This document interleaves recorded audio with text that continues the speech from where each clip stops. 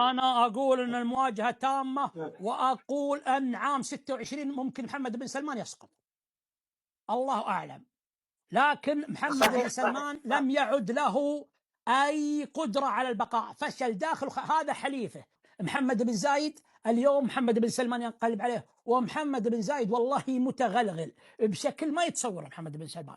لكن أنا أقول فيه مواجهة احتمال كبير، لكن اللي أعرفه أن بعد احتمال كبير إلى سقوط محمد بن سلمان عام 26. عام 26 محمد بن سلمان سيسقط.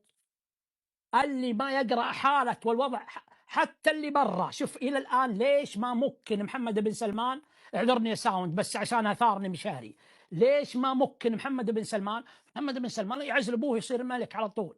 ليش يظهر لي أن الدول التي يعني رضيت بمحمد بن سلمان أو جعلته وأبعدت أو دعمته في إبعاد خصومه هم الذين لم يعطوها الضوء الأخضر، ويمكن هم أصلا لا يملكون القناعة بمحمد، أو عندهم قناعة بعدم جدوى محمد بن سلمان. وإن قال ترامب هذا الملك القادم ولا كذا، ترامب ما يؤخذ على كلامه، لكن يظهر لي أن هناك من يقول له قف لن ندعمك، ومحمد بن سلمان خايف، وهو طلب منهم الحماية، هو طلب هذا شيء، ما هم كلهم أشاعوه وذكروه، لا اللي في الكونغرس ولا غيره، قالوا يطلبنا الحماية دائم.